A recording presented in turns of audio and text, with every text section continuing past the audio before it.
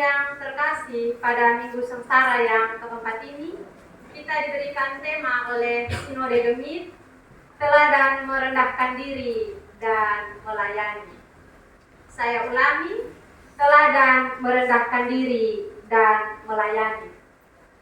Jemaat Tuhan sekalian, di sebuah rumah sakit yang besar, ada seorang dokter yang sudah terkenal dan ia sudah bekerja cukup lama. Puluhan tahun ia bekerja di rumah sakit tersebut. Karena ia sudah bekerja cukup lama di rumah sakit tersebut, jadi ia merupakan seorang dokter yang senior. Ia sangat terkenal karena sudah mengoperasi begitu banyak orang, mulai dari orang-orang yang memiliki jabatan penting dan juga orang-orang yang biasa-biasa saja.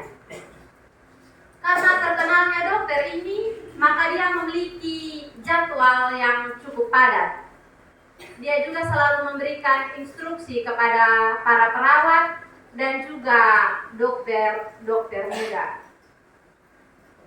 Namun ada suatu kebiasaan dari dokter ini yang membuat cukup banyak orang terheran-heran dengan kebiasaan tersebut.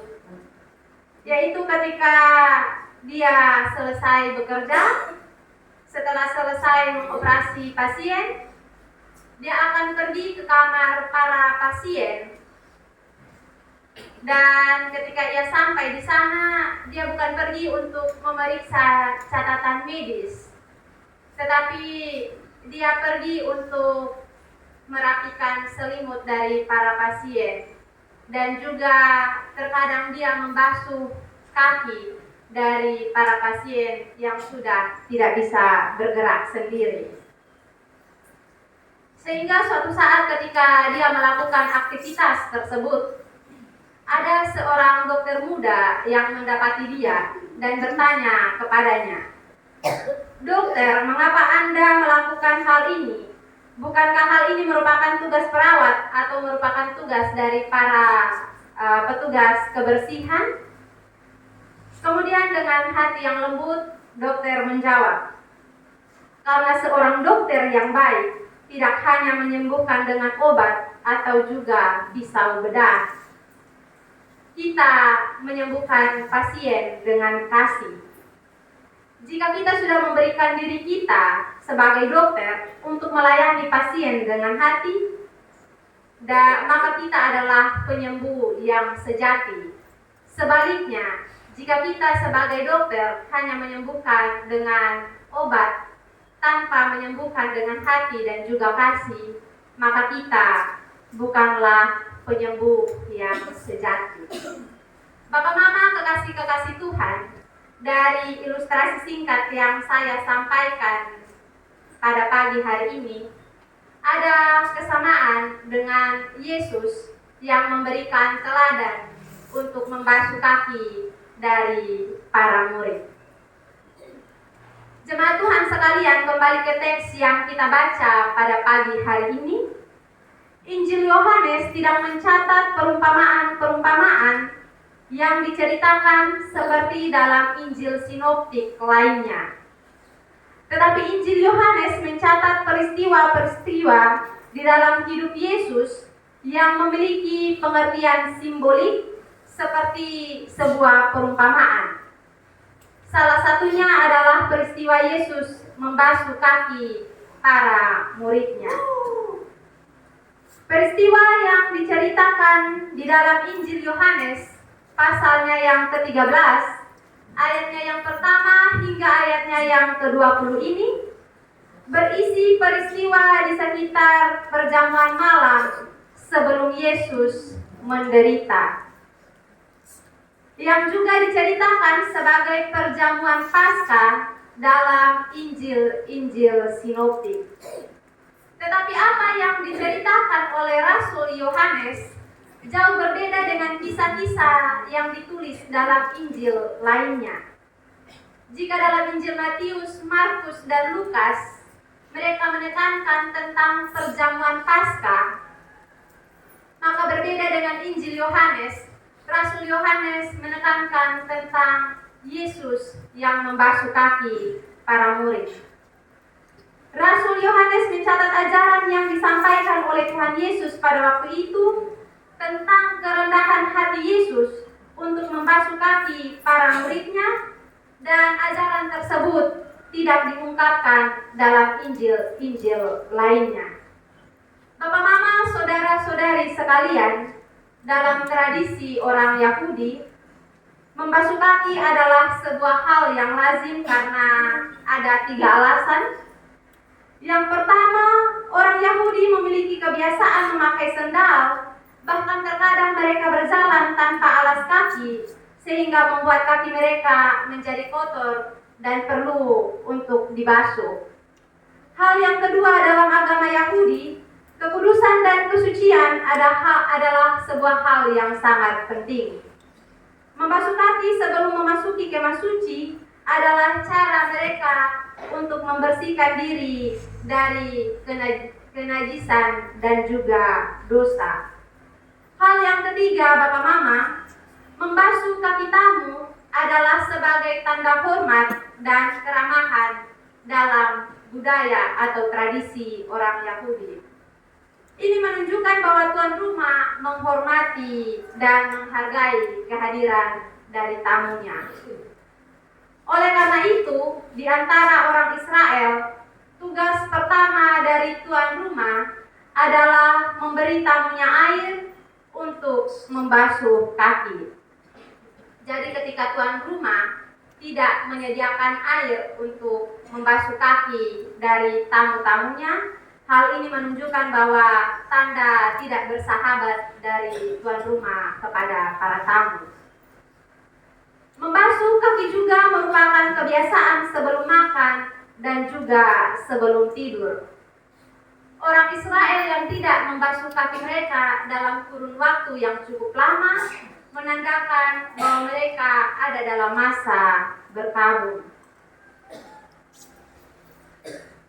Hukum mengenai pembasuhan kaki diberikan oleh Allah kepada para imam di dalam kitab Keluaran pasalnya yang ke-30, ayatnya yang ke-17 hingga ayatnya yang ke-21. Di sana disebutkan tentang bejana-bejana tembaga yang ditempatkan di antara kemah suci dan mezbah korban bakaran, di mana para imam harus membasuh tangan dan kaki mereka sebelum mereka memasuki kemah suci atau sebelum mereka mendekati mezbah korban bakaran tersebut. Dalam konteks ini, membasuh kaki adalah sebuah keharusan, bukan hanya sekedar kebiasaan sehari-hari, tetapi memiliki makna spiritual yang tinggi. Dan dalam tradisi orang Yahudi, Bapak Mama, pembasuhan kaki ini biasanya dilakukan oleh seorang pelayan atau seorang hamba. Bapak Mama, kekasih-kekasih Tuhan, teks yang kita baca menggambarkan momen yang sangat mendalam di dalam kehidupan Yesus dan juga para murid. Bayangkan Bapak Mama, malam itu Yesus tahu bahwa itu adalah saat-saat terakhir dia untuk berada di dunia. Dan Yesus pun tahu bahwa orang-orang atau para murid yang ada bersama-sama dengan dia adalah orang-orang yang akan menyakiti dan meninggalkan dia ketika dia menderita. Tentu sebagai manusia, kita memiliki perasaan yang gelisah ketika kita diperhadapkan dengan hal yang demikian. Ketika kita sudah tahu bahwa ini adalah saat terakhir saya di dunia ini, dan orang-orang di sekeliling saya akan mengkhianati saya, akan meninggalkan saya, bahkan akan menyangkal saya, maka tentu sebagai manusia kita akan meratapi nasib tersebut. Tetapi berbeda dengan Yesus, Bapak Mama, alih-alih Yesus berfokus pada penderitaannya sendiri, tetapi Yesus kemudian melakukan satu hal yang sangat mengejutkan bagi para murid. Dia membasuh kaki semua para murid tanpa terkecuali. Jika hal ini diperhadapkan kepada saya, maka saya hanya akan membasuh kaki orang-orang yang setia kepada saya, dan mungkin saya memilih untuk tidak membasuh kaki orang-orang yang akan menyakiti saya. Tetapi teladan kasih yang ditunjukkan oleh Yesus adalah suatu hal yang sangat langka, Bapak Mama. Kasih yang tak bersyarat, kasih yang tidak bisa kita jumpai dimanapun. Yesus mengasihi semua para muridnya, bahkan mereka yang akan menyakiti Yesus. Melalui teks yang kita baca pada pagi hari ini, Bapak Mama, saudara-saudari sekalian, saya mencatat 3 hal penting yang ingin disampaikan oleh Yesus bagi kita sekalian. Yang pertama, kepemimpinan yang melayani di tengah dunia yang mengejar kekuasaan. Kepemimpinan yang melayani di tengah dunia yang mengejar kekuasaan. Bapak Mama, kekasih-kekasih Tuhan, tidak bisa kita pungkiri bahwa kita hidup di zaman di mana ketika kita memiliki jabatan yang semakin tinggi, ketika kita memiliki kekuasaan yang semakin tinggi, maka semakin banyak orang juga yang harus melayani kita. Banyak pemimpin yang sangat ingin dihormati, tetapi mereka enggan untuk menghormati orang lain. Hari ini kita belajar dari teladan Yesus untuk membasuh kaki para murid. Yesus merendahkan diri untuk melayani. Yesus yang adalah Sang Guru Agung mengambil peran hamba untuk membasuh kaki para murid. Kisah Yesus yang membasuh kaki para murid mengajarkan sebuah hal penting kepada kita semua, yakni kepemimpinan yang sejati bukan tentang kekuasaan, tetapi tentang pelayanan. Kepemimpinan yang sejati bukan tentang berapa banyak orang yang harus melayani kita, tetapi tentang berapa banyak orang yang kita layani. Yesus yang adalah Tuhan, sekali lagi dia merendahkan diri untuk melayani. Namun dia mau mengambil peran sebagai seorang hamba untuk membasuh kaki para murid. Bagi kita para pemimpin di lingkup apapun itu, bahkan bagi kita para pemimpin yang menjadi pemimpin untuk diri sendiri, bisakah kita mengambil teladan Yesus dalam kehidupan kita?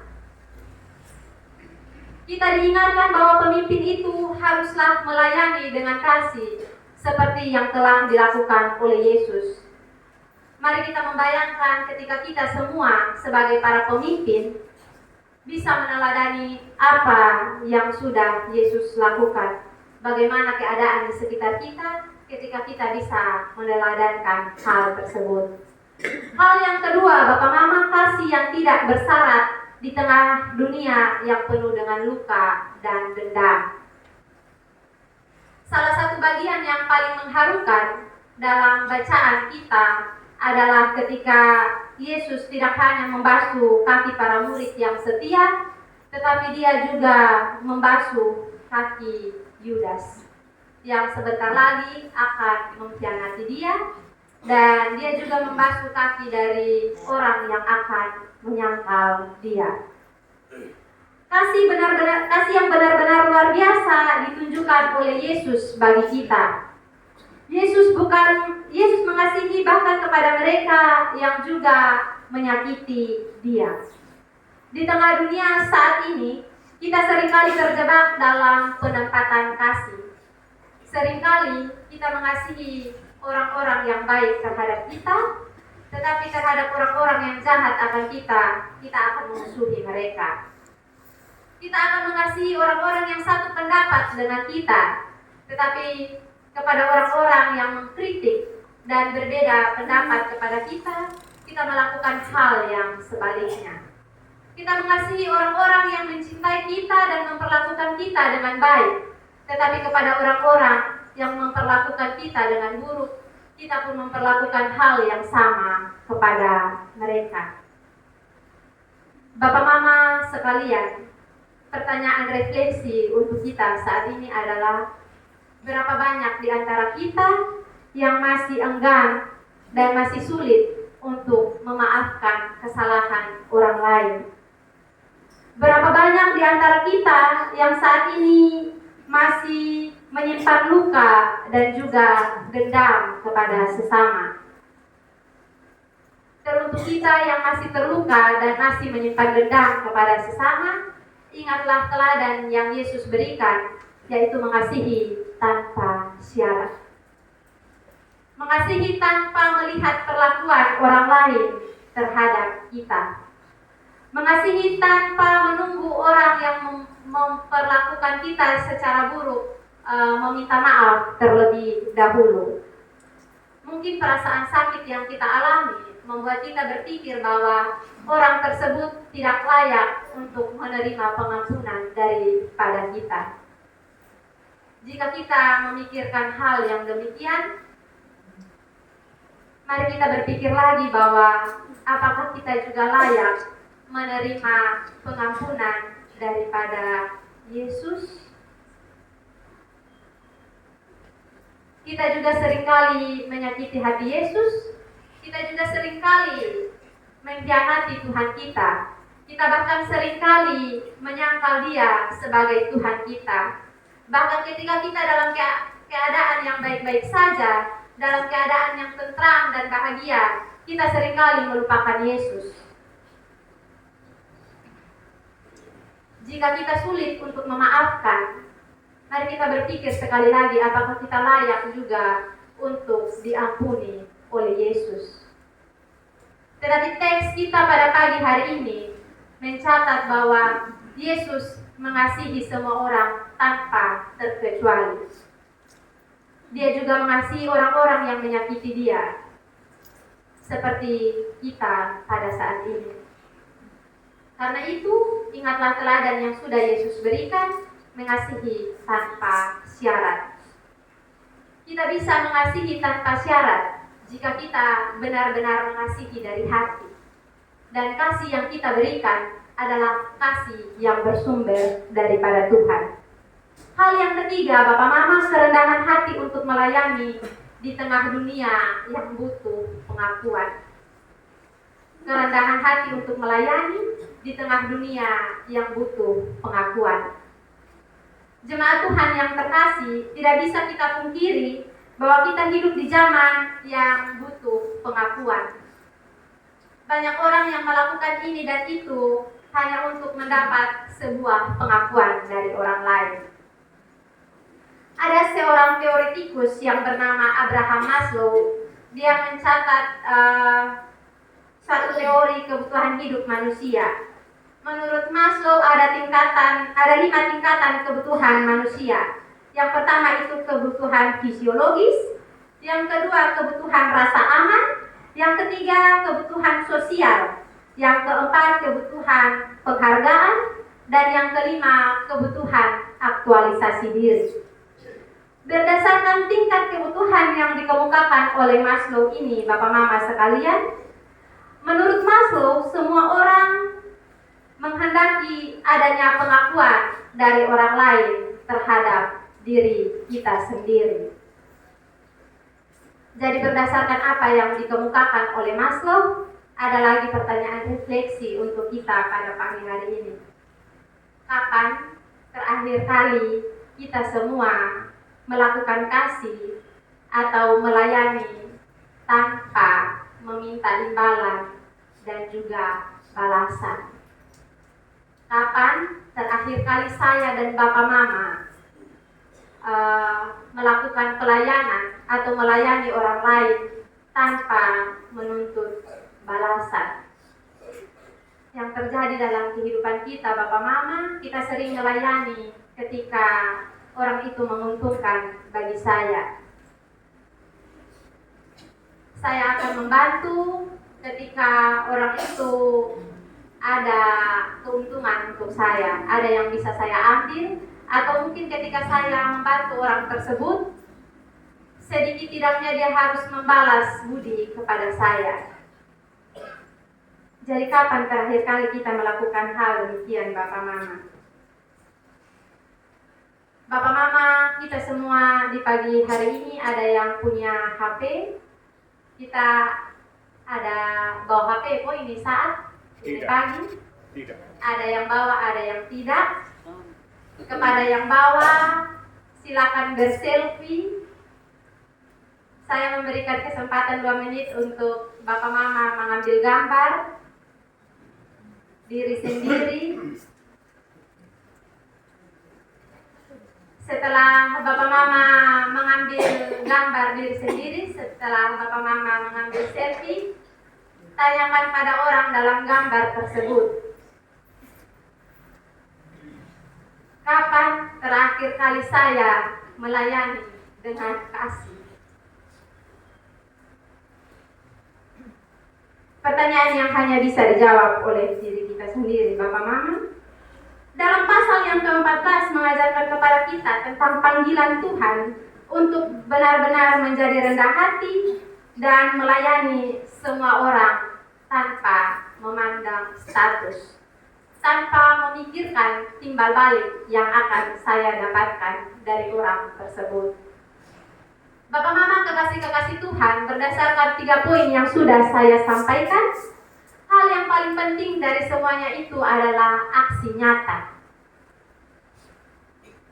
Yesus tidak hanya sampai pada kata, tetapi dia melanjutkan dengan aksi untuk membasuh kaki para murid. Yesus tidak hanya sampai mengatakan bahwa aku mengasihi engkau, tetapi dia membuktikan kasihnya itu kepada murid-muridnya dan bahkan kepada sesama. Jika kita mau melihat dengan teliti, di sekeliling kita ada banyak orang yang membutuhkan kasih kita. Mungkin di jalan ada orang yang susah, yang membutuhkan bantuan kita, tetapi kita terlalu terburu-buru untuk sekadar berhenti dan membantu orang tersebut. Pertanyaannya, bersediakah kita membantu dan mengasihi orang lain, melayani orang lain, bahkan jika itu terlihat sulit bagi kita? Sadar atau tidak sadar, sesungguhnya dunia ini sedang membutuhkan orang-orang yang mau merendahkan diri untuk melayani tanpa pamrih. Mari kita berhenti membaca firman ini, membaca teks dalam Yohanes pasal 13 ayatnya yang pertama hingga ayatnya yang ke-20 ini sebagai sebuah kisah yang indah, sebagai sebuah kisah yang mengharukan. Tetapi mari kita menghidupkan kisah ini dalam kehidupan kita. Kita selalu bertemu dengan orang-orang atau mungkin bahkan kita juga selalu mengatakan bahwa saya tidak mampu untuk menulis berapa banyak kebaikan Tuhan dalam kehidupan saya. Jikalau kita tidak mampu untuk menulis berapa banyak kebaikan Tuhan dalam hidup saya dan juga Bapak Mama, mari hidupi firman ini. Karena hidup adalah sebagai bukti kita menceritakan kasih dan kebaikan Tuhan dalam kehidupan kita. Pada akhirnya hidup bukan tentang kekuasaan, tetapi tentang kasih yang ditunjukkan oleh Yesus Kristus. Tuhan memberkati kita dengan firman-Nya. Amin untuk firman Tuhan.